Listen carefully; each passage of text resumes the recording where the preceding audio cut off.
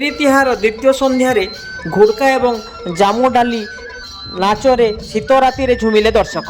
ପଇଁରୀ ଅନୁଷ୍ଠାନ ଦ୍ୱାରା ଆୟୋଜିତ ପଇଁରୀ ତିହାର 2026 ଦ୍ୱିତୀୟ ସନ୍ଧ୍ୟାର ସାଂସ୍କୃତିକ କାର୍ଯ୍ୟକ୍ରମରେ ପଇଁରୀ ଅନୁଷ୍ଠାନ ଦ୍ୱାରା ପରିବେଷିତ ଜାମୁ ଡାଲି, ବଲାଙ୍ଗୀରର ଦୁଲଦୁଲି କଲା ପରିଷଦର ଘୁଡ଼କା ଓ ନୟାଗଡ଼ର ପଶୁମୁଖା ବିନକାର ମା ମାହେଶ୍ୱରୀ ସାଂସ୍କୃତିକ ପରିଷଦର ନଚନିଆରେ ଦର୍ଶକ ବିଳମ୍ବିତ ରାତି ଯାଏ ମନଭରି ଉପଭୋଗ କରିଥିଲେ।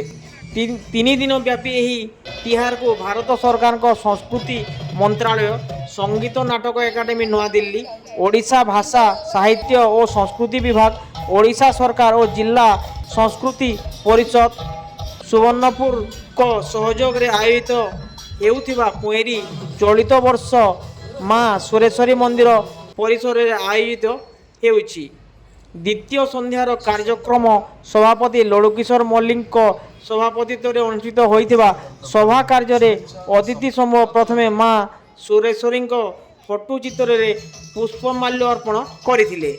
ଓଡ଼ିଶା ଭାଷା ସାହିତ୍ୟ ଓ ସଂସ୍କୃତି ବିଭାଗର ଉପନିର୍ଦ୍ଦେଶକ ଅକ୍ଷୟ ସେଠୀ ମୁଖ୍ୟ ଅତିଥି ଭାବରେ ଯୋଗଦେଇ ସୁବର୍ଣ୍ଣପୁରର କଳା ସଂସ୍କୃତି ଅନନ୍ୟ ବୋଲି କହିଥିଲେ। ସମ୍ମାନିତ ଅତିଥି ଭାବରେ ଉପଦେଷ୍ଟା ଶ୍ରୀବତ୍ସ ମଲ୍ଲିକ, ପ୍ରାକ୍ତନ ମତ୍ସ୍ୟ ନିଗମ ଅଧ୍ୟକ୍ଷ ଅଭିମନ୍ୟୁ କୁଶଲ, ପୌରାଧ୍ୟକ୍ଷା ତାମସ୍ମିତା ନାୟକ, ବୀରମହାରାଜପୁର ବ୍ଲକ ଉପାଧ୍ୟକ୍ଷ ନାରାୟଣ ଲୁହା ଯୋଗ ଦେଇଥିଲେ।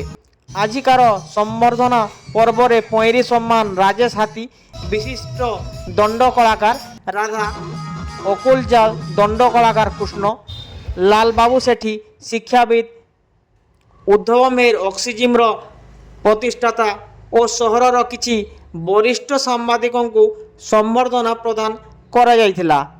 ପଇଁରୀର ଉପସଭାପତି ପ୍ରଫୁଲ୍ଲ କୁମାର ନାୟକ ଧନ୍ୟବାଦ ଅର୍ପଣ କରିଥିଲେ।